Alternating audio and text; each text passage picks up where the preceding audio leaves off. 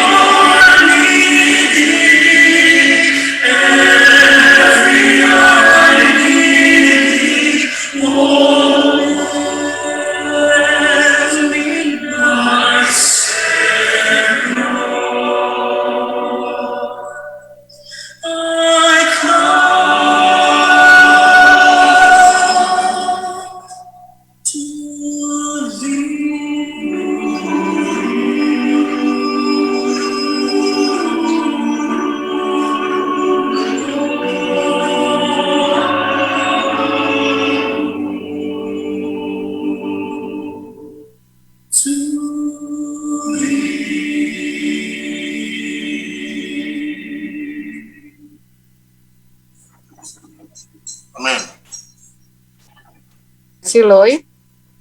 Malam ini pembicara kita adalah Mrs. Fani dari CMC Jakarta. Tadi sudah diperkenalkan oleh Bapak Edi Nurhan. Dipersilakan. Baik, selamat malam umat yang dikasihi Tuhan di Colorado dan sekitarnya. Salam kenal. Saya sempat ke Amerika dengan Pak Edi. Kemarin 2 hari lalu Pak Edi memberi saya tantangan untuk berbagi berkat rohani untuk teman-teman yang sedang berjuang. Saya nggak berjuang karena kita sedang berjuang ya untuk mempertahankan iman dalam pandemi seperti ini. Saya bergetar mendengar lagu I Need Thee. Pasti udah mau nangis nih.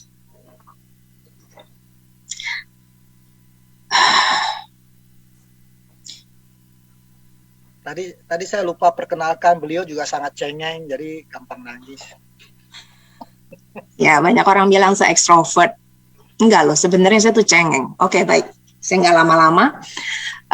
Halo Pak Suyatno, saya sempat berkenalan dengan Pak Suyatno dulu waktu saya ke Amerika, di LA, bertemu dengan teman-teman SMA Pak Edi, dan kita sempat jalan-jalan juga ke Sacramento, dan melihat rumah Ellen White waktu itu. Ya, saya sangat terberkati.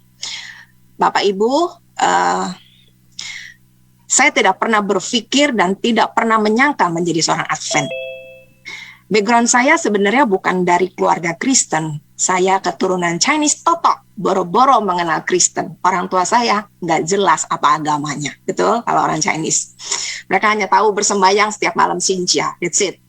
Dan satu orang yang sangat berjasa dalam hidup kekristenan saya panggil dia, mungkin saya belum pernah cerita, namanya Kak Andreas. Dia adalah seorang guru sekolah minggu. Dia itu, saya tuh nggak pernah ke gereja dulu. Sampai saya kelas 5 SD, dia setiap hari Minggu pasti ke rumah saya. Jadi, walaupun mama saya tidak mengenal Tuhan, dia sekolahin saya ke satu sekolah Kristen.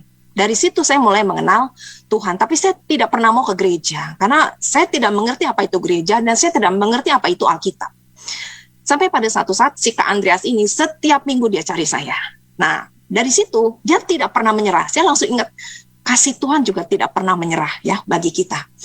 Kemudian saya mulai datang dan saya mulai diajarin tentang Alkitab. Begitu saya tahu Alkitab, saya membacanya dengan begitu bersemangat itu. Dan saya ikut Bible study, punya perlombaan, Bible quiz saya ikut. Saya suka sekali.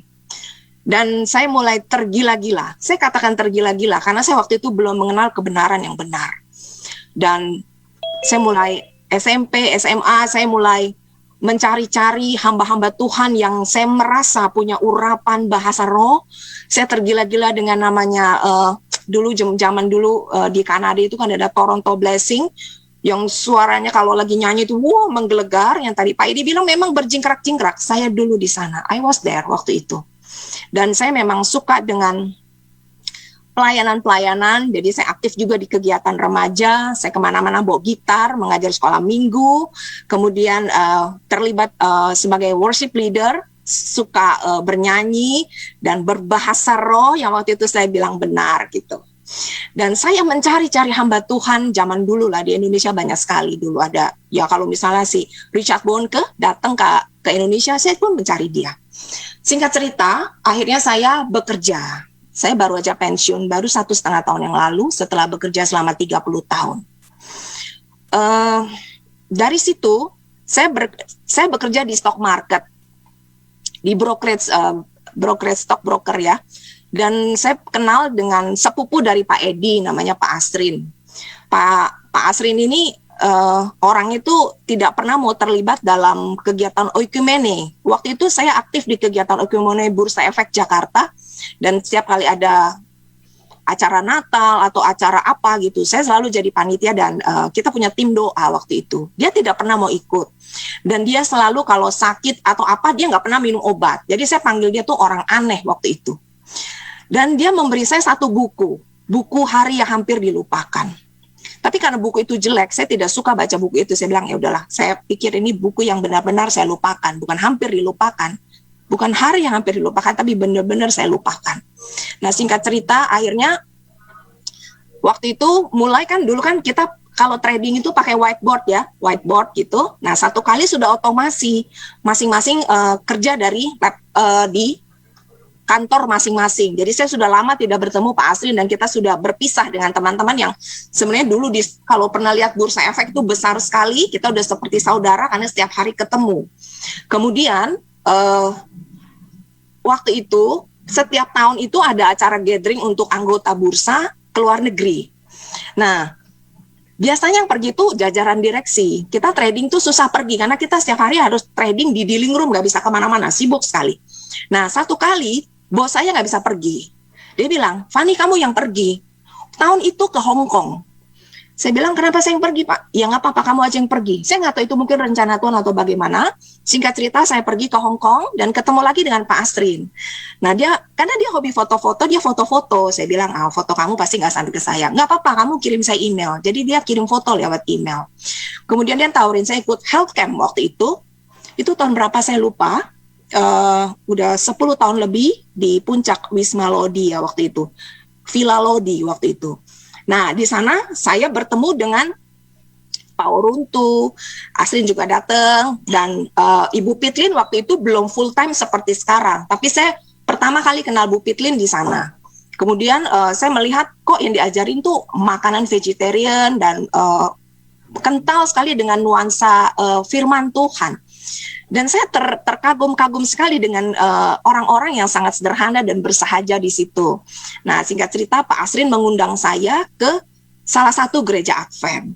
Nah, background saya yang hingar-bingar, datang ke gereja Advent yang sunyi sepi seperti kuburan, saya nggak betah. Dan saya melihat orang-orangnya ada yang datang jam 9, ada yang datang jam 10, ada yang datang setelah khotbah. Jadi saya kadang-kadang ini gereja atau apa gitu. Saya nggak terlalu jelas gitu. Kalau di gereja hari Minggu kan 2 jam ibadah, benar-benar 2 jam, setelah itu pulang gitu. Jadi itu pulangnya ada makan-makan. Buat saya itu sesuatu yang baru gitu. Dan saya nggak betah. Anak-anak saya waktu itu masih kecil, setiap kali ada itu mereka tarik-tarik sih, pulang mah. Jadi saya pulang, saya nggak pernah ikut potluck.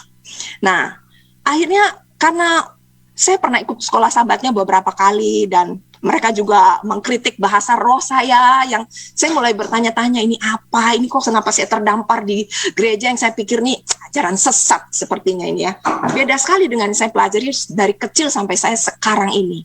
Kemudian saya dalam kebingungan itu, Asrin memberi saya banyak buku. Ternyata itu buku Ellen White, 8 seri. Dia bilang, Fani nggak ada yang ngajarin kamu baca aja. Jadi saya dikasih buku banyak sekali.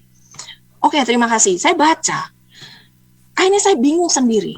2 tahun saya tidak ke gereja. Kenapa? Karena saya bingung. Saya tanya sama Tuhan, Tuhan mana yang benar?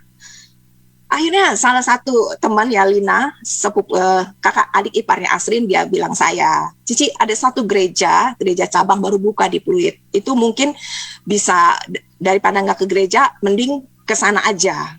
Jadi saya pikir, bolehlah, mungkin gereja baru, suasana baru. Jadi dari nggak kemana-mana, saya datang ke sana. Di sanalah saya mulai berkenalan lebih dekat dengan saudara Edi, kemudian Ibu Pitlin, dan banyak lagi. Di sana ada Arlene, ada Irene. Dan saya melihat mereka begitu militan buat Tuhan, dan saya diajak untuk melayani ke orang-orang sakit. Dan berkenalan dengan orang-orang sakit itu membuat saya berubah.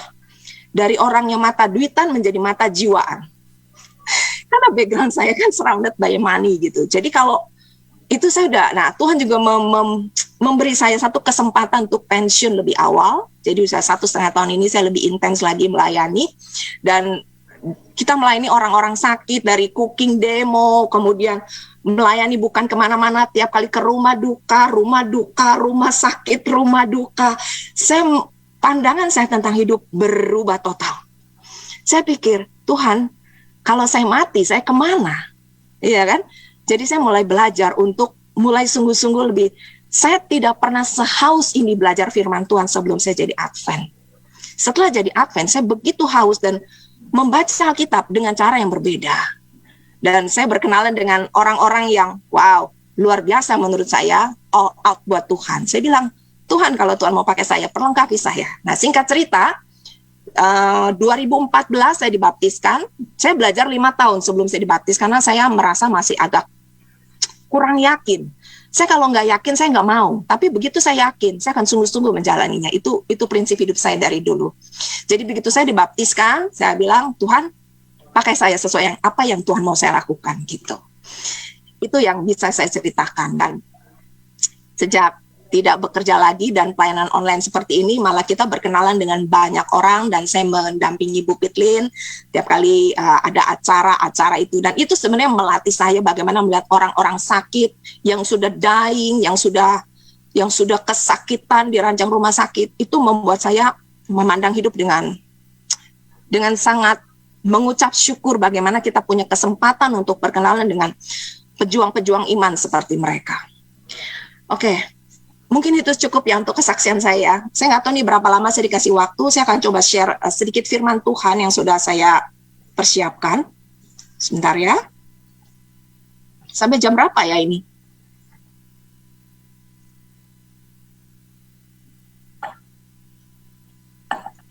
Silakan sekuatnya, Ibu Fani. Sekuatnya ya Pak Lloyd. Pak Lloyd, salam kenal Pak Lloyd. Ya, terima kasih.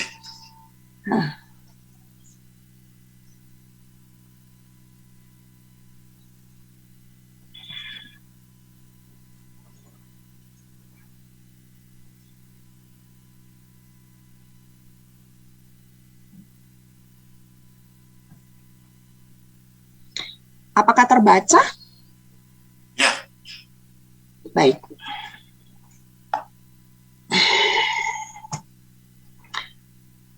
Renungan yang mau saya bagikan ini berasal dari renungan pribadi saya waktu itu ketika saya sampai ke Kitab Ratapan. Ada keunikan yang saya temukan dalam Kitab Ratapan ini. Kitab Ratapan hanya berisi 5 pasal, dan uniknya masing-masing pasal itu terdiri dari 22 ayat. 5 pasal, tapi pasal 3 berisi 66 ayat yang dibagi 3 juga masing-masing 22 ayat. Kitab Ratapan mungkin kita tidak tahu ya awalnya siapa yang buat, tapi kemungkinan besar penulisnya diyakini adalah Nabi Yeremia, karena 2 Tawarik pasal 35 ayat 25 mengatakan Yeremia membuat 1 syair ratapan mengenai Yosia, dan sampai sekarang ini semua penyanyi laki-laki dan penyanyi perempuan menyanyikan syair-syair ratapan mengenai Yosia, dan mereka jadikan itu suatu kebiasaan di Israel. Semuanya tertulis dalam syair-syair ratapan. Sedikit cerita tentang lagu-lagu yang meratap. Dulu waktu saya sebelum jadi Advent, buat saya lagu-lagu itu harus yang mengangkat perasaan sedemikian rupa. Tapi setelah saya menjadi Advent dan berkenalan dengan lagu-lagu Sion, itu merubah cara saya untuk bernyanyi dan bagaimana bernyanyi dengan kesungguhan hati. Dan lagu-lagu Sion banyak merubah cara pandang saya juga tentang lagu. Baik, Nabi Yeremia disebut nabi yang meratap. Sekilas, Kitab Yeremia itu terbagi dari 5 pasal kan. Ratapan 1, Yeremia menangisi keadaan Yerusalem yang dihancurkan. Ratapan 2, Yeremia dalam ratapan tangis yang menyatakan bahwa kerusakan dan kesukaran Yerusalem merupakan pernyataan dari murka dan kemarahan Allah. Ratapan 3, Yeremia mengingatkan bangsa Yehuda bahwa Allah sungguh-sungguh pemurah dan setia bagi mereka yang sungguh-sungguh mau bertobat. Ratapan pasal 4, Yeremia dalam tangis yang menceritakan bahwa semua penderitaan dan kesukaran yang terjadi adalah akibat dari dosa bangsa Yehuda. Dan Yeremia di pasal 5 mengatakan dalam tangisnya memohonkan doa kepada Allah untuk memulihkan kembali keadaan Yehuda. Jadi inti dari kitab Ratapan adalah berbicara tentang kasih dan kesetiaan Allah yang tidak pernah berkesudahan dan menegaskan kembali bahwa keselamatan hanya datang dari Allah. Walaupun kitab Ratapan dimulai dengan sebuah ratapan dan perkabungan, tapi di akhirnya itu kitab Ratapan berakhir dengan nada pertobatan dan pengharapan akan pemulihan. Kitab Ratapan, jadi saat saya membaca kitab ini, saya merenung dalam hati saya. Nabi Yeremia begitu hancur hati dan berdoa sungguh-sungguh kepada Tuhan untuk keselamatan bangsanya. Kesungguhan hatinya membuat saya merenung saat itu. Saya introspeksi ke dalam, apakah doa-doa yang saya panjatkan selama ini untuk keselamatan jiwa orang lain benar-benar doa yang berasal dari hati saya? Yesus pernah meratapi kota Yerusalem. Yerusalem, Yerusalem, engkau yang membunuh nabi-nabi dan melempari dengan batu orang-orang yang diutus kepadamu. Berkali-kali Yesus berkata seperti itu, berkali-kali aku rindu mengumpulkan anak-anakmu, sama seperti induk ayam mengumpulkan anak-anaknya di bawah sayapnya, tapi kamu tidak mau.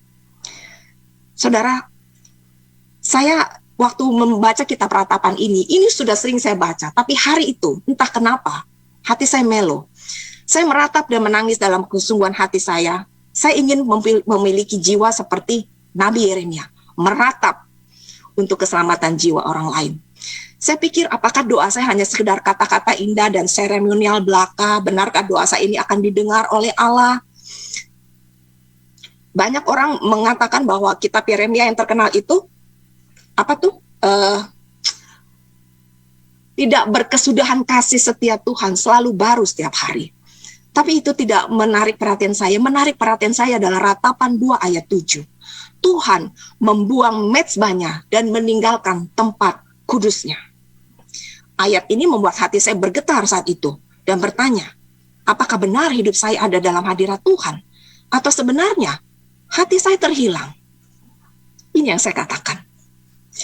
Ratapan 38 mengatakan, walaupun aku memanggil-manggil dan berteriak minta tolong, tak didengarkannya doaku.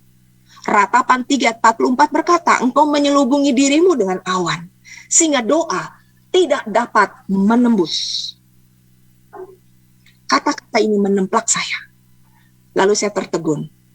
Dan saya dengan satu ayat, hal yang paling menakutkan bagi saya. Jadi renungan pagi ini saya beri judul hal yang paling menakutkan dalam hidup kita. Saudara, apa hal yang paling menakutkan dalam hidup Anda? Buat yang sedang pacaran, mungkin putus cinta adalah hal yang paling menakutkan. Saya pernah putus cinta waktu itu. Setelah pacaran 5 tahun. Dan saya menangis malam-malaman. Sekarang saya merasa saya bodoh banget waktu itu. Buat yang sedang berjuang melawan kanker, mungkin kematian adalah hal yang paling menakutkan. Dan dalam situasi COVID seperti ini, bukan hanya kematian yang ditakuti, tapi kehilangan pencaharian itu lebih menakutkan. Khawatir tidak ada makanan di rumah, tidak lagi bisa memenuhi kebutuhan hidup. Itu hal mungkin yang paling menakutkan. Tapi sejak membaca kitab Yeremia, kitab Ratapan, orang yang mengaku sebagai umat Tuhan, sesungguhnya hal yang paling menakutkan dan paling mengerikan bukan itu semua. Hal yang paling menakutkan adalah saat hadirat Tuhan meninggalkan kita, dan lebih menyedihkan lagi, kita tidak menyadarinya. Itu yang paling serem. Betul nggak, Bapak Ibu? Itu lebih serem. Karena ini bersifat kekal. Kita belajar dari seorang nabi, Nabi Yunus. Ada hal menarik dari kisah Yunus. Sewaktu Tuhan menurunkan angin ribut, sehingga kapal yang mengangkut Yunus waktu dia kabur itu terpukul hancur, hampir-hampir terpukul hancur. Saat mereka tidak lagi sanggup menyelamatkan diri, mereka membuang undi. Mereka mencari tahu siapa kulpritnya. Dan ternyata Yunus lah yang kena undi. Nah, waktu mereka bertanya kepada Yunus, mereka tanya begini, kasih tahu kami, karena siapa nih kami menjadi tertimpa malapetaka seperti ini? Apa pekerjaanmu? Dari mana engkau datang? Apa negerimu dan dari bangsa manakah engkau? Lalu dia bilang begini, aku seorang Ibrani. Perhatikan kata-kata Yunus ya.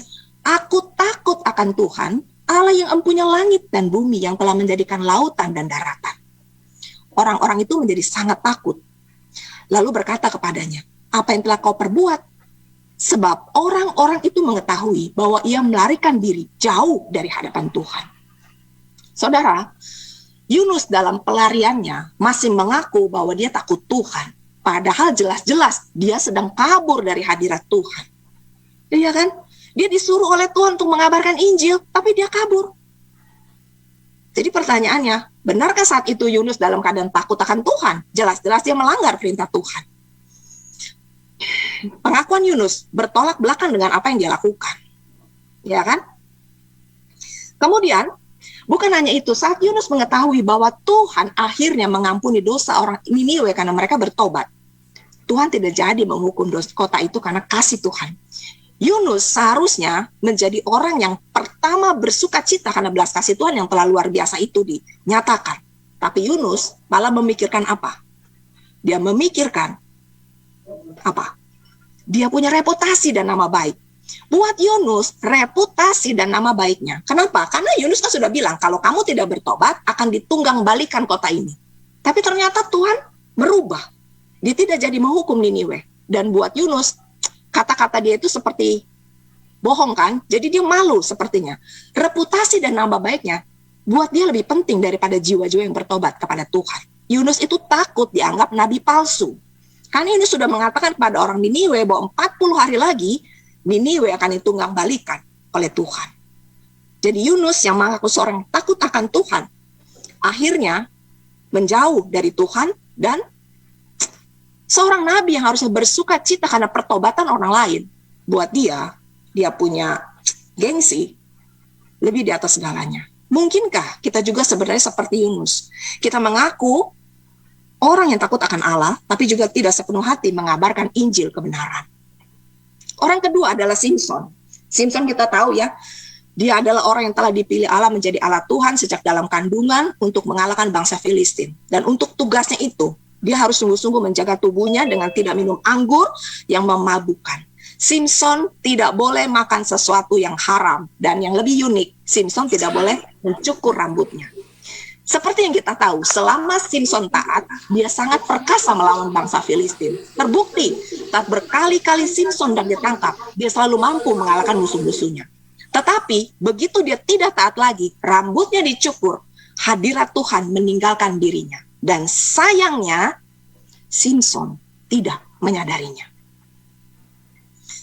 Betul? Lalu, berserulah perempuan itu, orang Filistin menyergap engkau, Simson, maka terjagalah ia dari tidurnya serta katanya seperti yang sudah-sudah.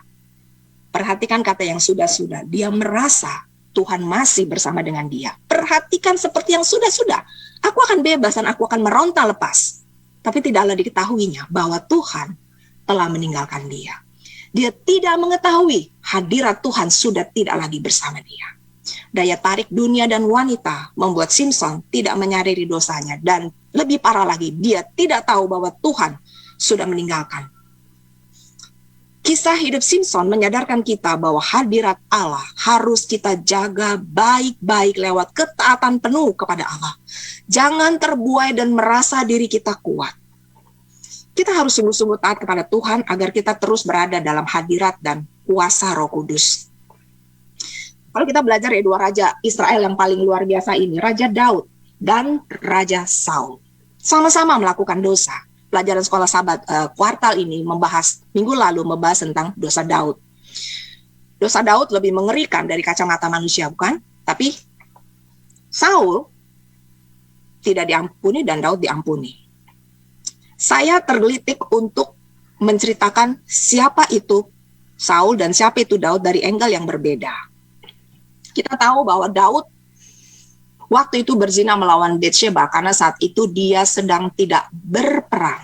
Dia kalau dalam bahasa Ellen White disebutnya unguarded, dalam keadaan yang tidak terproteksi. Tuhan selalu memberi kemenangan kepada Daud kemanapun kalau dia pergi berperang. Tapi pada waktu pergantian tahun, waktu raja-raja biasa maju berperang, seluruh Israel, ada kata-kata seluruh Israel, perang. Daud sendiri santai-santai tinggal di soto rumahnya di Yerusalem. Sekali peristiwa pada waktu petang, cuma sekali, setan menguasai pikirannya dan dia jatuh ke dalam dosa. Jadi bahaya sekali kalau kita idle dan banyak waktu bersantai-santai. Ya, saya mau cerita sedikit. Karakter kita yang sesungguhnya itu akan terlihat dengan jelas di saat kita sedang sendirian. Apa yang kita lakukan saat tidak ada orang di sekeliling kita?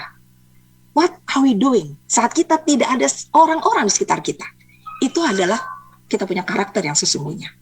Kalau di gereja kita bisa teriak haleluya, tapi di rumah belum tentu. Karena karakter seseorang akan terlihat nyata saat dia sedang sendirian. Tidak ada satupun yang tersembunyi di hadapan Tuhan. Jadi jangan lupa saudara, Tuhan itu seperti dua koin mata uang. Allah itu maha kasih, tapi jangan lupa Allah itu juga maha adil. Dia akan mengadili kita karena kita tidak sungguh-sungguh hidup benar di hadapan Tuhan. Kita tahu pada akhirnya Daud bertobat dan dia berkata, kasihanilah aku ya Allah menurut kasih setiamu. Hapuskanlah pelanggaranku menurut rahmatmu yang besar. Bersihkanlah aku seluruhnya dari kesalahanku dan tahirkanlah aku dari dosaku. Ada yang menarik dari kata-kata Daud. Dia minta apa? Janganlah membuang aku dari hadapanmu. Jangan mengambil rohmu yang kudus daripadaku. Daud tahu persis bahwa apapun yang dia kerjakan, kalau Tuhan tidak bersamanya, dia akan sia-sia. Daud meminta Tuhan untuk tidak mengambil rohnya. Daud mengerti betul, hadirat Tuhanlah yang dibutuhkan olehnya. Dosa besar atau dosa kecil. Nabi Yesaya mengajarkan bertobat lebih baik daripada mempersembahkan korban. Ya kan, di pemandangan Tuhan, dosa adalah dosa. Sekalipun dosa itu dibalut dengan jubah kerohanian. Saudara, waktu Nabi Samuel disuruh datang ke rumahnya Isai untuk mengurapi salah satu anak Isai menjadi raja menggantikan Raja Saul, waktu itu yang datang adalah kakak-kakak Daud yang gagah perkasa, ya kan, yang tampan-tampan datang. Dan Nabi Samuel pun sempat terkecoh. Dan yang dibawa ke sana adalah orang-orang yang kelihatannya rohani dan datang ke satu upacara korban. Nabi Samuel mengadakan upacara korban. Mungkin kalau dianalogikan sekarang adalah ibadah. Ibadah, semua datang ibadah. Daud tidak ada di situ. Daud sedang kelihatannya tidak beribadah.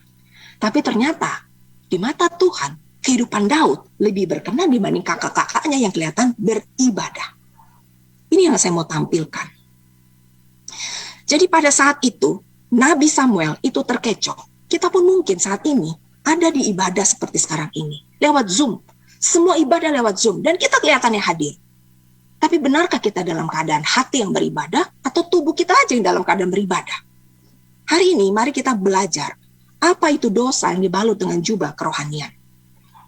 Kita belajar tentang ketidaktaatan. Ketidaktaatan akan memutuskan hubungan pribadi kita dengan Tuhan. Ketika Abram berumur 99 tahun, Tuhan menampakkan diri kepada Abram dan berfirman, "Akulah Allah yang Maha Kuasa. Hiduplah di hadapanku dengan tidak bercelah." Dalam terjemahan lama, hiduplah di hadiratku dengan tidak bercelah. Saudara, Adam, Kain, Yunus dan Saul, mereka pernah berada dalam hadirat Tuhan. Tapi pada akhirnya mereka terpisah dari hadirat Allah cuma karena ketidaktaatan. Allah juga telah menegur bangsa Israel lewat Nabi Hosea. Dengan korban kambing domba dan lembu sapinya, mereka pergi mencari Tuhan. Tapi tidak akan menjumpainya. Kenapa? Karena Allah telah menarik diri dari mereka. Saudara terkasih, dalam hidup kita, hadirat Allah adalah sumber kekuatan kita yang sesungguhnya. Kita pasti pernah mengalami kasih mula-mula. Kita begitu menggebu-gebu melayani Tuhan. Tapi kita tidak menyadari. Mungkin saat ini sebenarnya kita tidak lagi tinggal dalam hadiratnya. Mungkin kita masih terlihat melayani dan terlibat dalam ministry. Tapi mungkin saja hati kita tidak di sana. Kita balik sekilas kepada Daud.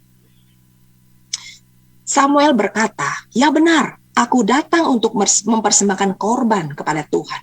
Kuduskanlah dirimu, datanglah dengan aku ke upacara korban ini." Kemudian ia menguduskan Isai dan anak-anaknya yang laki-laki dan mengundang mereka ke upacara pengorbanan. Lalu Samuel berkata kepada Isai, "Inikah anakmu semuanya? Masih tinggal yang bungsu, tapi dia sedang menggembalakan kambing domba." Kakak Daud hadir di sana. Daud tidak ada di sana. Di pemandangan Allah, Daud sedang melayani Allah, sedang kakak-kakaknya tidak. Walaupun kakak-kakaknya kesannya sedang beribadah. Saudara, kegiatan rohani berbeda dengan kehidupan rohani. Bisa saja kita terlihat aktif melayani, tapi kehidupan rohani kita berantakan. Siapa yang tahu? Tuhan di saat kita sendirian dan tidak ada orang lain yang melihat.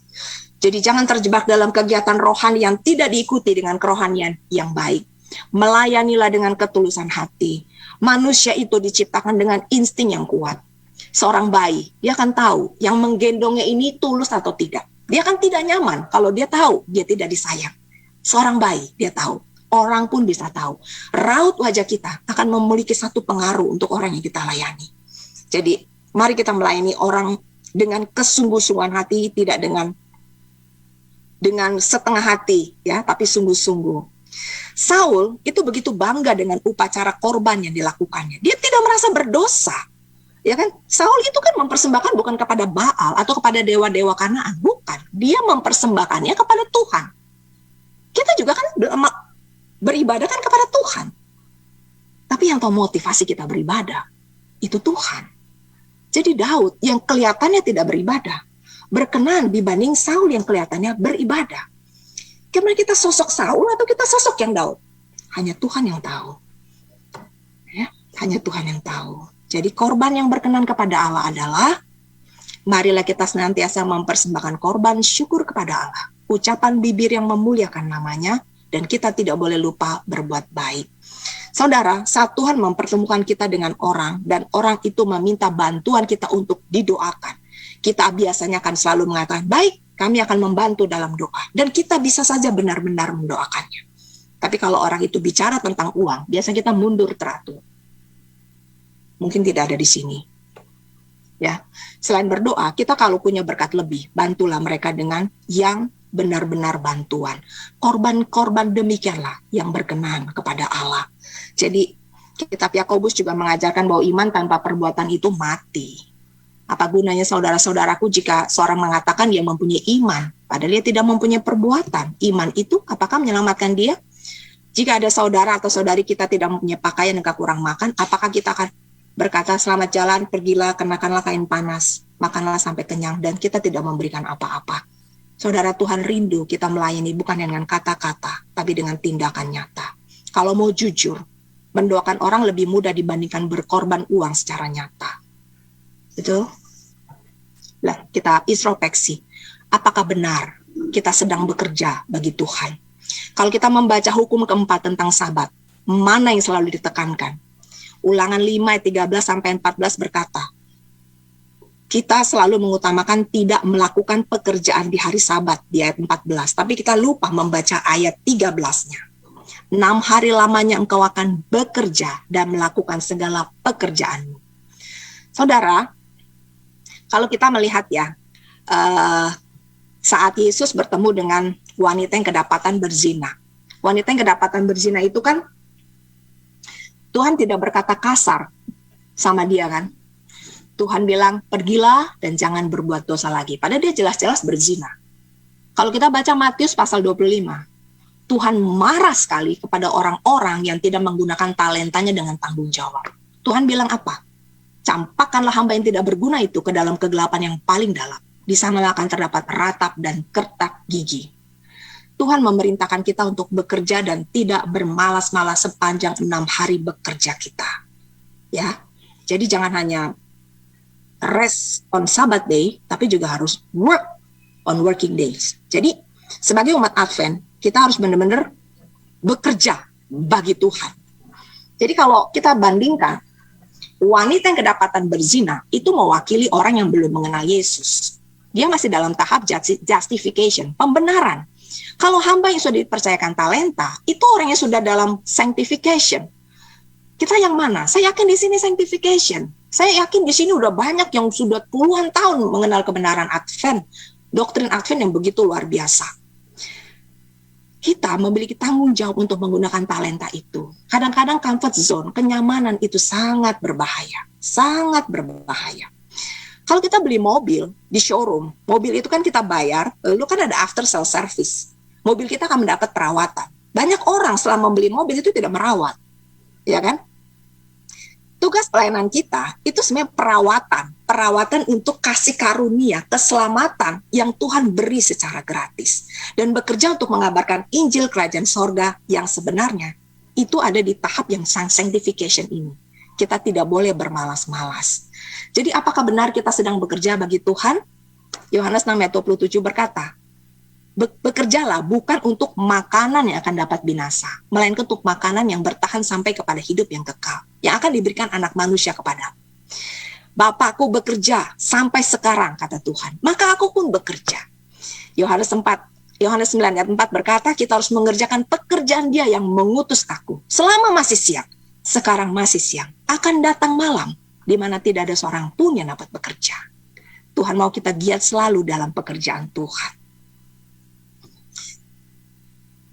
Saudara, dalam satu talk show, ada seorang dokter ahli penyakit dalam menjelaskan banyak orang tidak sadar bahwa sebenarnya mereka terkena penyakit diabetes mellitus. Karena rata-rata memang diabetes itu tidak bergejala apa-apa, namanya asimptomatik.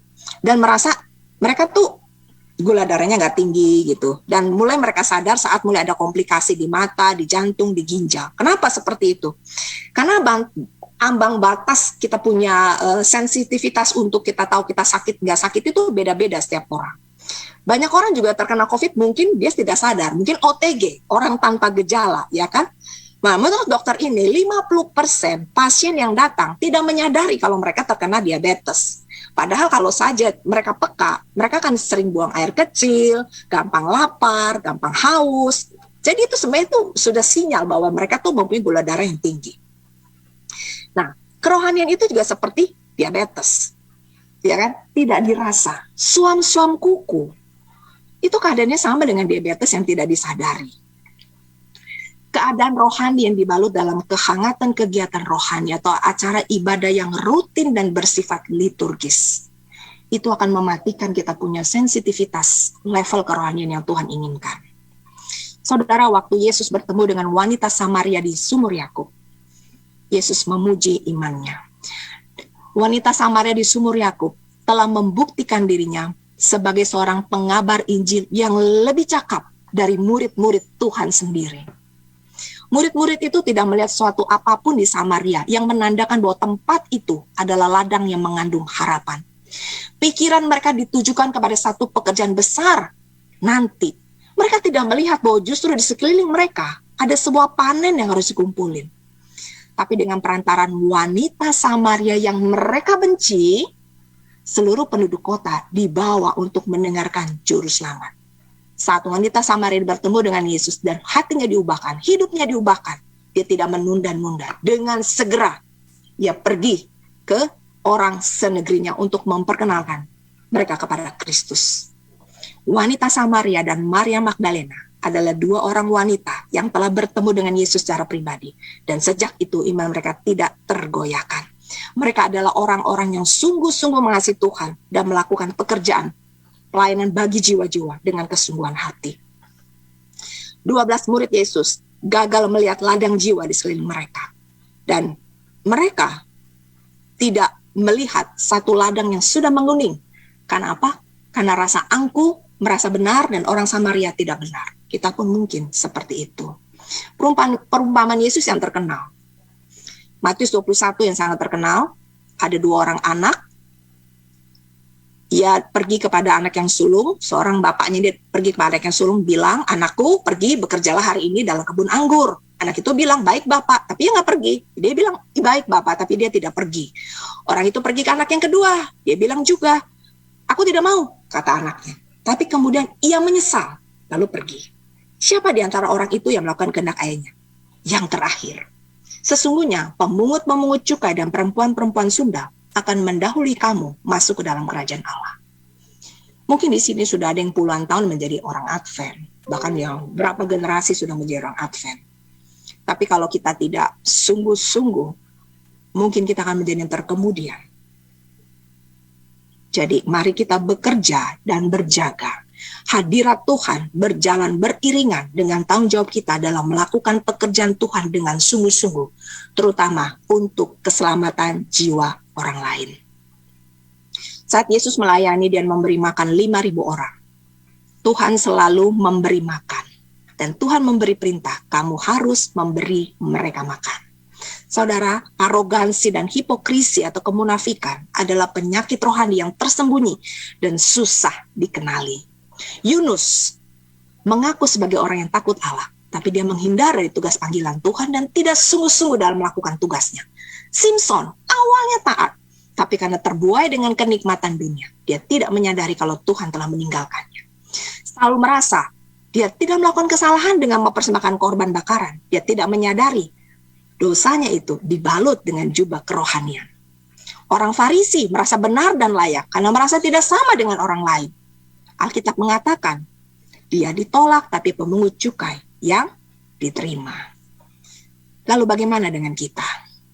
Kita akan gagal mengenali dan menyadari dosa karena terjebak dalam kesombongan, upacara, ibadah yang dibalut dengan jubah keagamaan, tapi sebenarnya kita tidak menyadari kita sedang terpisah dari hadirat Allah. Saudara, suatu pengalaman rohani yang tinggi dalam satu hari tidak akan memberikan perlindungan untuk hari esok. Pengalaman rohani yang tinggi dalam satu hari bukan jaminan kita tidak akan jatuh ke dalam dosa di keesokan hari. Pengalaman rohani yang tinggi bukan jaminan bahwa kita akan selalu setia sampai hembusan nafas terakhir kita. banyak tokoh-tokoh iman yang mengawali perjalanan kerohanian dengan iman yang teguh, tapi di akhir hidupnya mereka terhilang. Jadi kita harus berjalan dengan Yesus setiap hari. Saudara, ada dua pilar hubungan, cinta dan komitmen. Cinta kita mungkin awal-awal bisa tinggi, bisa besar kepada Tuhan seperti saat kita menikah dulu dalam baptisan. Tapi sering berjalannya waktu, kita terbuai dan mungkin kita membutuhkan komitmen, rekomitmen untuk Tuhan. Jadi bangkitlah, waktu Daud merasa bersalah kepada Tuhan, dia bertobat sungguh-sungguh, dia berkata apa? Bangkitlah kembali padaku kegirangan karena selamatnya daripadamu. Dia memperbarui penyerahan dirinya. Dan lengkapilah aku dengan apa? Dengan roh yang rela. Supaya aku akan mengajarkan jalanmu kepada orang-orang yang melakukan pelanggaran. Supaya orang-orang berdosa berbalik kepadamu. Jadi keselamatan yang kita terima harus kita bagikan. Melakukan pekerjaan Tuhan. Jadi sekali lagi, mari bekerja bukan untuk makanan yang akan dapat binasa. Mari bekerja untuk makanan yang bertahan sampai kepada kehidupan kekal. Amerika bagi sebagian besar orang mungkin disebut a dream country. Banyak orang yang berlomba-lomba untuk tinggal di sana. Mereka rela kerja siang dan malam untuk dapat hidup nyaman. Saudara, jangan lupa, bangsa Israel dulu di Mesir itu juga bekerja siang malam. Mereka lupa akan Tuhan. Saya yakin tidak secara kebetulan Tuhan mengirim Bapak Ibu tinggal di Amerika. Ada satu ladang yang mungkin tidak disadari sekeliling kita. Tuhan mengirim Yunus ke Niniwe. Mungkin Tuhan juga mengirim saudara ke Colorado untuk menjadi berkat bagi saudara di sana. Menjangkau jiwa bagi Tuhan. Dan mari mengundang kuasa Roh Kudus sungguh-sungguh dalam hati kita. Agar kita benar-benar berada dalam hadiratnya. Sampai saat ini, bahkan sampai Tuhan datang kedua kali. Tuhan memberkati. Amin.